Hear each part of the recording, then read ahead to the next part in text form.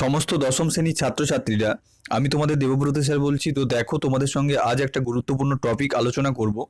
তো তোমাদের প্রথম অধ্যায়ের দেখো একটা গুরুত্বপূর্ণ 5 মার্কসের প্রশ্ন, যেটা তোমাদের পরীক্ষার জন্য খুব ইম্পর্টেন্ট। নদীর ক্ষয়কার্যের ফলে সৃষ্ট ভূমিরূপ। তো এই প্রশ্নটা দেখো, তো প্রথমত তোমাদের সঙ্গে যেভাবে আলোচনা করব, তো পরীক্ষায় দেখো এই প্রশ্নটা পাঁচ ধরনের প্রশ্ন এসে থাকে। সেই প্রশ্নটা জেনে নেব যে কিভাবে প্রশ্নটা করতে পারে তোমাদের পরীক্ষায়। এছাড়া দেখো, সম্পূর্ণ প্রশ্নটা এই 5 মার্কসের যে প্রশ্নগুলো এসে থাকে, সেই প্রশ্নগুলো কতটা লিখতে হয় সেটাও এখানে আলোচনা করব।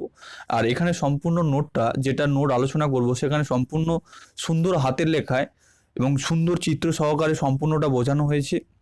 আর ভিডিও যখন আলোচনা করব তখন দেখবে এখানে যে প্রশ্নটা, তো এই প্রশ্ন আলোচনা করতে করতে তোমাদের সঙ্গে প্রচুর এমসিকিউ এসএকিউ প্রশ্ন আলোচনা করব। তো সমস্ত ছাত্রছাত্রীকে বলবো, দেখো তোমরা ভিডিওটা স্কিপ করবে না, শুধু বলবো তোমরা পাশে একটা খাতা রেখে দাও, তাহলে সম্পূর্ণ এখান থেকে পড়াটা রেডি করে উঠে যাবে। কিভাবে কি সংজ্ঞা আসতে পারে পরীক্ষায়, কি এমসিকিউ আসতে পারে, কোনটা 2 মার্কস কোনটা 3 মার্কসের আসতে পারে, তো সম্পূর্ণটা জানবো। হ্যাঁ, তো তাছাড়া বলবো, দেখো ভিডিওটা একটু লেন্দি হবে যেহেতু একটু বোঝানোর বিষয় থাকছে। তো তোমরা ভিডিওটা দেখো, আর যদি পছন্দ হয় তাহলে বলবো অবশ্যই লাইক করো এবং বন্ধুদের শেয়ার করতে থাকো। তো চলো আমরা ক্লাসটা দেখে নেবো এবার। তো এই যে নদীর ক্ষয়কার্যের ফলে সৃষ্ট ভূমিরূপ, দেখো এই প্রশ্নটা মূলত তোমাদের পরীক্ষাতে 5টা প্রশ্ন করে থাকে। হ্যাঁ, তো প্রথম প্রশ্নটা দেখো কিভাবে করছে, নদীর ক্ষয়কার্যের ফলে গঠিত 3টি ভূমিরূপ উল্লেখ করো। তোমাদের এইরকম একটা পরীক্ষায় প্রশ্ন আসতেই পারে। আবার দেখো, এই প্রশ্নটা এরকম আসতে পারে, নদীর ক্ষয়ের ফলে সৃষ্ট যে কোনো 4টি ভূমিরূপের চিত্রসহ বর্ণনা দাও। এটাও একটা প্রশ্ন আসতে পারে। অনুরূপভাবে দেখো, আবার এই ধরনের প্রশ্ন আসে যে নদীর কাজের ফলে জলপ্রপাত, গিরিখাত ও ক্যানিয়ন কিভাবে গড়ে ওঠে, এভাবে একটা প্রশ্ন আসতে পারে। নেক্সট যেটা আছে দেখো, নদীর উচ্চগতি বা পার্বত্য প্রবাহে সৃষ্ট ভূমিরূপগুলি চিত্রসহ বর্ণনা করো। তো দেখো এখানে এই যে 5টা প্রশ্ন, এর সবকটার উত্তর কিন্তু একই। হ্যাঁ, তো এই প্রশ্ন কটা তোমাদের ফার্স্ট কিভাবে খাতাতে নোট করে নেওয়া, তাহলে কি তোমাদের পরীক্ষাতে দেখো তোমাদেরকে কনফিডেন্স তোমাদের লো করে দেয়, আর কিছু না। এইভাবে কোশ্চেন অ্যাঙ্গেল চেঞ্জ করে দিলে তোমরা অনেকেই একটু কনফিউজ হয়ে যাও, যে অনেকে সমস্যায় পড়ে যাও। তাই জন্য বলবো, দেখো এই প্রশ্নটা 5টা প্রশ্নে হয়। ঠিক আছে, বুঝতে পারলে? এবার দেখো এখান থেকে আমরা যেটা জানবো, প্রথমত দেখো এবার আমরা নদীর, এখানে মূলত দেখো আমরা যেটা জানবো সেটা হচ্ছে, দেখো নদীর ক্ষয়কার্যের ফলে সৃষ্ট ভূমিরূপ। তো এটা প্রথমে তোমরা একটা হেডিং করে নেবে এখানে, যেভাবে বক্স করে করা আছে। তো তারপরে দেখো একটা ইন্ট্রোডাকশন তোমরা দিতে পারো ছোট করে। তো বিভিন্ন প্রক্রিয়ায় নদী ক্ষয়ের বিভিন্ন ধরনের ভূমিরূপ গড়ে তোলে, এগুলির নদীর ক্ষয়জাত ভূমিরূপ নামে পরিচিত। নদীর ক্ষয়কার্যের ফলে সৃষ্ট ভূমিরূপগুলি হলো, তো দিয়ে দেখো এবার আমরা যেটা আলোচনা করবো সেটা হচ্ছে, দেখো নদীর ক্ষয়কার্যের ফলে যে ভূমিরূপগুলো এখানে নেওয়া হয়েছে, তো প্রথম যেটা নেওয়া হয়েছে দেখো, সেটা হচ্ছে দেখো আই ও ভি আকৃতির উপত্যকা। ঠিক আছে, তো এখান থেকে দেখো এই যে আই ও ভি আকৃতির উপত্যকা কাকে বলে সেটা তো জানবো, তার সঙ্গে সম্পূর্ণটা চিত্র সহকারে জানবো। তো দেখো আই আকৃতির উপত্যকা কাকে বলে, সংজ্ঞাটা দেখে নাও। পার্বত্য অঞ্চলে নদীতে জলপ্রবাহের বেগ বেশি হওয়ায় নিম্নক্ষয় বেশি হয়, ফলে নদী উপত্যকা দেখতে ইংরেজি আইয়ের মতো লাগে লাগে বলে একে কি বলা হয়, আই আকৃতির উপত্যকা বলে। দেখো মূলত যদি এই যে আমাদের ধরো এটা পার্বত্য অঞ্চল দেখতে পাচ্ছ, যেটা প্লাস চিহ্ন দিয়ে, তো এই প্লাস চিহ্ন দেখো, যখন নদী কি করছে, তার উচ্চগতি বা পার্বত্য প্রবাহে কি করছে, নদীর নিম্নক্ষয়টা বেশি করছে। ঠিক আছে, তখন নদী কি আকৃতিটা কেমন হচ্ছে, তো এই আকৃতিটা দেখো তোমরা যদি একটু ভালোভাবে লক্ষ্য করো, এই আকৃতিটা কি হবে না, আই আকৃতির মতন দেখতে হবে। তখন এটাকে কি বলবো আমরা, আই আকৃতির উপত্যকা। ঠিক আছে, তো এরপরে আমরা কি দেখবো না, ভি আকৃতির উপত্যকা কাকে বলে। তো পার্বত্য অঞ্চলে নদী নিম্নক্ষয়ের সাথে সাথে পার্শ্বক্ষয় হলে নদী উপত্যকা দেখতে ইংরেজি ভি এর মতো লাগে বলে একে কি বলা হয়, ভি আকৃতির উপত্যকা বলে। তো এটা আমাদের যদি পার্বত্য অঞ্চল হয়, এই পার্বত্য অঞ্চলে যখন নদী নিম্নক্ষয় তো করছেই অলরেডি, তার সঙ্গে কি করছে না, এই যে পাশের যে অংশগুলো যদি পার্শ্বক্ষয়টাও বেশি পরিমাণে করে, তখন নদীটাকে দেখতে কেমন লাগছে না, ভি আকৃতির মতন লাগছে। তখন আমরা এটাকে কি বলছি না, ভি আকৃতির উপত্যকা। ঠিক আছে, বুঝতে পারলে? তো এবার দেখো এখান থেকে যদি আমাদের আর কি জানতে হবে, এখান থেকে আর কোনো কিছু দেওয়ার দরকার নেই, বৈশিষ্ট্য দেওয়ার দরকার নেই। ঠিক আছে, তো এরপরে তোমরা যেটা দেবে সেটা হচ্ছে উদাহরণ। আই ও ভি আকৃতির উদাহরণ দিতে পারো উপত্যকার। তো মূলত দেখো এর উদাহরণটা দেখে নেব। আমাদের যে হিমালয় অঞ্চলের সিন্ধু আছে, তিস্তা ইত্যাদি নদীর উচ্চ গতিতে কি দেখতে পাওয়া যায় না, এইরূপ ভূমিরূপ দেখতে পাওয়া যায়। মূলত আই ও ভি আকৃতির উপত্যকা দেখতে পাওয়া যায়। ঠিক আছে, তো এবার দেখো নেক্সট যে ভূমিরূপটা আছে আমাদের, দ্বিতীয় যে ভূমিরূপটা আছে, এটা খুব ইম্পর্টেন্ট একটা প্রশ্ন বা বলতে পারো ইম্পর্টেন্ট একটা ভূমিরূপ, যেটা তোমাদের পরীক্ষাতে দেখো 3 মার্কসেতেও দিতে পারে, 2 মার্কসেতেও দিয়ে দিতে পারে, ঠিক আছে। তো সেখানে মূলত দেখো কিভাবে তোমাদের প্রশ্ন এসে থাকে।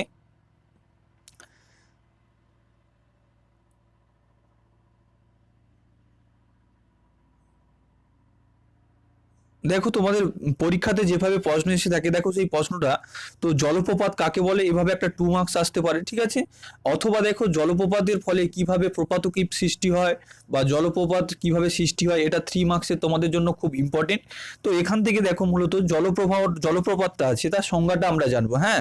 তো এখানে মূলত সংজ্ঞাটা দেখো, নদীর গতিপথে যে কঠিন ও নরম শিলা ওপর নিচে অবস্থান করলে নরম শিলা কঠিন শিলার অপেক্ষা দ্রুত ক্ষয় হয়ে খাড়া ঢাল সৃষ্টি করে।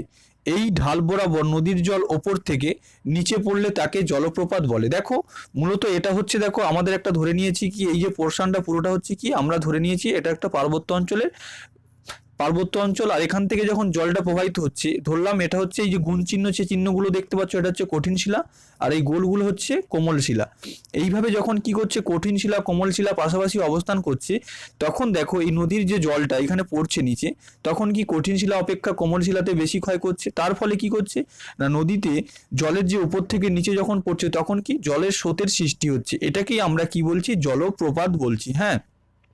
তো এখান থেকে দেখো একটা এমসিকিউ প্রশ্ন বা একটা এসএকিউ প্রশ্ন এসে থাকে তোমাদের পরীক্ষায় জলপ্রপাত থেকে, যে একটা জলপ্রপাতের বা পৃথিবীর বৃহত্তম জলপ্রপাতের উদাহরণ কি, ঠিক আছে। তখন দেখো এটার উত্তর হয়ে যাবে ভেনেজুয়েলার সাল্টো অ্যাঞ্জেল হলো পৃথিবীর উচ্চতম জলপ্রপাত, ঠিক আছে। এটা একটা ইম্পর্টেন্ট প্রশ্ন, এটার পাশে তোমরা স্টার দিয়ে রাখতে পারো, ঠিক আছে। তো যদি বলে দেয় পৃথিবীর উচ্চতম জলপ্রপাতের নাম কি, না ভেনেজুয়েলা স্যান্টো অ্যাঞ্জেল, ঠিক আছে। এছাড়া দেখো এখান থেকে মূলত আরও অনেকগুলো জলপ্রপাত আছে, যেমন হচ্ছে পৃথিবীর সুন্দরতম জলপ্রপাত, পৃথিবীর বৃহত্তম জলপ্রপাত, আরও ইম্পর্টেন্ট কিছু জলপ্রপাত আছে, ভারতের উচ্চতম জলপ্রপাত। তো তোমরা যদি জলপ্রপাতের উপরে এরকম উদাহরণ, যে ইম্পর্টেন্ট যে উদাহরণগুলো আছে তার উপরে যদি তোমাদের একটা ভিডিও দরকার হয়, তাহলে বলবো অবশ্যই তোমরা কমেন্ট করো, তাহলে সেই টপিকটার উপর থেকে ভিডিও বানিয়ে দেবো। আর তোমাদের যদি কোনো টপিকের উপরে ডাউট থাকে, তোমরা সেই টপিকটা কমেন্ট করতে পারো, তাহলে আমি সেই টপিকটা সুন্দরভাবে সহজ সরল ভাষায় চিত্রের সাহায্যে বুঝিয়ে দেবো, ঠিক আছে। তো দেখো এরপরে আমরা নেক্সট যে ভূমিরূপটা দেখব, নেক্সট দেখো আমাদের 3 নম্বর যেটা হচ্ছে সেটা হচ্ছে গিরিখাত, ঠিক আছে। তো এই গিরিখাতটা দেখো একদম সোজাভাবে লেখা হয়েছে আর সোজাভাবে একদম চিত্রটা নেওয়া হয়েছে। তো গিরিখাত কাকে বলে প্রথম আমরা জানবো, না আর্দ্র পার্বত্য অঞ্চলে ভি আকৃতির গভীর উপত্যকা সৃষ্টি হলে তাকে গিরিখাত বলা হয়। দেখো এই যে পার্বত্য অঞ্চলে এই যে প্লাস চিহ্নটা দেখতে পাচ্ছ, এখানে মূলত কি, যখন ভি আকৃতির উপত্যকা সৃষ্টি হচ্ছে তার ফলে কি হচ্ছে, যখন ভি আকৃতির উপত্যকাটা একটু গভীর হয়ে যাচ্ছে তখন তাকে আমরা কি বলছি, গিরিখাত বলছি, হ্যাঁ। তো তোমাদের পরীক্ষায় দেখো যদি বলে দেয় যে গিরিখাতের উদাহরণ, বা বলতে পারে যে পৃথিবীর গভীরতম গিরিখাতের নাম কি, তো এটা দিয়ে তোমাদের পরীক্ষায় প্রশ্ন আসতে পারে, এটাও খুব ইম্পর্টেন্ট প্রশ্ন। তো পৃথিবীর গভীরতম গিরিখাতের উদাহরণ হলো দেখো পেরুর কলকা নদীর এল কানন হচ্ছে কি পৃথিবীর গভীরতম গিরিখাত, ঠিক আছে। এবার দেখো এটা তোমাদের এমসিকিউ এসএকিউ শূন্যস্থান সমস্তর জন্য খুব ইম্পর্টেন্ট প্রশ্ন একটা। আর তারপরে দেখো তোমাদের এইভাবে একটা প্রশ্ন এসে থাকে, শুষ্ক অঞ্চলে গিরিখাতকে কি বলা হয়, তখন সেটাকে ক্যানিয়ন বলে, এটাও একটা ইম্পর্টেন্ট প্রশ্ন, এই যে ভূমিরূপগুলো পড়ছো এখান থেকে, হ্যাঁ। তো এরপরে দেখো আমরা 4 নম্বর যে ভূমিরূপটা আছে সেটা হচ্ছে, দেখো আমরা দেখে নেবো শৃঙ্খলিত শৈলশিরা। তো এই শৃঙ্খলিত শৈলশিরা কাকে বলে, দেখো শৃঙ্খলিত শৈলশিরা একটা ইম্পর্টেন্ট প্রশ্ন। তো এর সংজ্ঞাটা দেখো, পার্বত্য অঞ্চলে মূলত নদীর আঁকাবাঁকা গতিপথে শৈলশিরাগুলি একটি অপরটিকে আড়াল করে রাখলে সেই সব নদীর পাড় বা শৈলশিরাগুলিকে শৃঙ্খলিত শৈলশিরা বলে। একদম সহজ সরল ভাষায়, অতটা কঠিনভাবে নেওয়ার কোনো দরকার নেই। তাহলে কি হচ্ছে দেখো, এটা যদি আমরা ধরে নিই যে এটা আমাদের হচ্ছে ভূমিরূপ, আর এটা হচ্ছে কি আমাদের পার্বত্য অঞ্চল। এই পার্বত্য অঞ্চলে কি হচ্ছে না, নদীটা দেখো মূলত এটা হচ্ছে আমাদের নদী, হ্যাঁ। এই নদীতে দেখো আঁকা বাঁকা পথে শৈলশিরাগুলি একটি অপরটিকে আড়াল করে রেখেছে, তাই তো। এখানে তোমরা একটু যদি খেয়াল করো, দেখো এক একটা পর্বত আরেকটাকে আড়াল করে রেখেছে, আর সেই সব নদীর পাড় বা শৈলশিরাগুলিকে কি বলা হয়, শৃঙ্খলিত শৈলশিরা বলে। আর এরকম দেখো শৃঙ্খলিত শৈলশিরার উদাহরণ যদি বলে দেয়, মূলত আমাদের গঙ্গা নদীর উচ্চ গতিতে এরকম শৃঙ্খলিত শৈলশিরা দেখতে পাওয়া যায়, ঠিক আছে। তো নেক্সট দেখো যে ভূমিরূপটা আছে 5 নম্বর ভূমিরূপ, আমাদের 5 নম্বর ভূমিরূপটা যেটা নেওয়া হয়েছে মন্থকূপ, এটা কিন্তু 2 মার্কসের জন্য খুব ইম্পর্টেন্ট পরীক্ষায়। তো মন্থকূপ কাকে বলে দেখো আমরা সংজ্ঞাটা জেনে নেব, নদীতে জলপ্রবাহের ফলে বাহিত বড় খণ্ড নদীর তলদেশে আঘাতের ফলে যে গর্ত সৃষ্টি হয় তাকে মন্থকূপ বলা হয়। তাহলে দেখো এটা মূলত কি বলতো, আমাদের নদী, এই নদীর প্রবাহের মধ্যে যখন বড় বড় পাথর নদীর তলদেশ, এই যে নদীর তলদেশ, এই নদীর তলদেশে যখন কি এইভাবে বড় বড় গর্ত সৃষ্টি করছে তাকে আমরা কি বলছি, মন্থকূপ বলছি। তো তোমরা একটু ছবিটা ভালোভাবে দেখে নাও, আরো সুন্দরভাবে বুঝতে পারবে। আর এরকম একটা যদি মন্থকূপের উদাহরণ বলে দেয় তো তাহলে দেখো সেক্ষেত্রে গঙ্গা নদীর পার্বত্য প্রবাহে মন্থকূপ দেখতে পাওয়া যায়। হ্যাঁ, তো এরপরে তোমরা দেখো নেক্সট যে পয়েন্ট আছে 6 নম্বর পয়েন্ট দিতে পারো এখান থেকে। যারা একটু ভালো যদি জিওগ্রাফিতে 5-এর 5 পেতে যাও, এই যে এরকম প্রশ্ন এলে, তো সেখানে মূলত দেখো 6 নম্বর দিতে পারো যে অন্যান্য ক্ষয়জাত ভূমিরূপগুলো হলো নদীর কার্যের ফলে। তো উপরোক্ত ভূমিরূপগুলি ছাড়াও নদীর ক্ষয়কার্যের ফলে অন্যান্য যেসব ভূমিরূপ গঠিত হয় সেগুলি হলো ক্যানিয়ন, কর্তিত শৈলশিরা, প্রপাতকূপ ইত্যাদি। ঠিক আছে, এবার আমি যে কথাগুলো বলবো সেটা খুব গুরুত্বপূর্ণ। আমি দেখো প্রথমেও বলতে পারতাম, তাহলে তোমাদের হয়তো ভালো লাগতো না শুনতে, স্কিপ করে তোমরা বেরিয়ে যেতে। তো তোমাদের দেখো মূলত বলবো, যদি তোমাদের পরীক্ষায় বলে দেয় 3টে ভূমিরূপ আলোচনা করো, হ্যাঁ, তখন সম্পূর্ণভাবে তোমরা দেখো আমি তোমাদের যে কথাটা বলছি, তো এই যে প্রশ্নগুলো করছে এখান থেকে তখন সম্পূর্ণ ইন্ট্রোডাকশনটা আলাদা হবে। তখন আবার কি হবে না, যে কোশ্চেনের যে এখানে যে কোশ্চেনটা এখানে দিয়েছি নদীর ক্ষয়কার্যের ফলে সৃষ্ট ভূমিরূপ, এই পোর্শনটা দেখো এখানে যদি নদীর ক্ষয়কার্যের ফলে সৃষ্ট ভূমিরূপ, এটা চেঞ্জ হয়ে যাবে। যদি বলে দেয় নদীর উচ্চগতিতে বা পার্বত্য প্রবাহে সৃষ্ট ভূমিরূপগুলি আলোচনা করো, তখন কিভাবে লিখবে না, নদীর উচ্চগতি বা পার্বত্য প্রবাহে সৃষ্ট ভূমিরূপগুলি হলো। এইভাবে তোমরা পয়েন্টটা করলে, তারপরে এখানে যে পয়েন্টটা লিখবে, বিভিন্ন প্রক্রিয়ায় নদী ক্ষয় করে, তো নদী সেখানে বিভিন্ন ধরনের ভূমিরূপ গড়ে তোলে, তো এগুলি হলো নদীর ক্ষয়জাত ভূমিরূপ নামে পরিচিত। তারপরে বলবে নদীর পার্বত্য বা উচ্চ গতিতে সৃষ্ট ভূমিরূপগুলি হলো, এখানে সম্পূর্ণ এই পয়েন্টটার উপরে নির্ভর করে লিখতে হবে। আর যদি মূলত দেখো এইভাবে প্রশ্ন এসে থাকে, তাহলে আমি বলবো তোমরা 4টে, তোমরা এইভাবে যে সংজ্ঞাগুলো আলোচনা করলাম এই 4টে সংজ্ঞা দিতে পারো।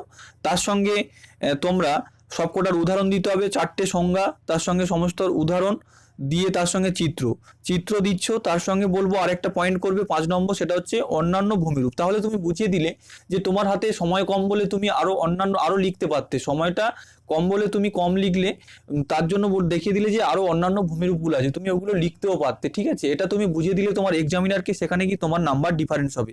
আর খাতাটা বললাম দেখো চারিদিকে এইভাবে তোমরা সুন্দরভাবে একটা দাগ টেনে নেবে, নিলে তাহলে সম্পূর্ণটা তোমরা দেখো বুঝতে পারবে। দেখো সম্পূর্ণ ছোট্টভাবে নেওয়া হয়েছে, নোটটা তোমাদের বোঝানোর জন্য দেখাচ্ছি। এইভাবে চতুর্দিকে তোমরা একটা বক্স করে নিতে পারো, নিয়ে যেভাবে দেখো নোটটা এবার দেখতে লাগছে ঠিক এরকম ভাবে তোমরা সাজাতে পারো, যেভাবে আমি আলোচনা করলাম। তো তোমরা এগুলো যদি টিপসগুলো ফলো করতে পারো, তাহলে আমি বলবো জিওগ্রাফিতে তোমরা অনেকটাই নাম্বার বেশি পাবে।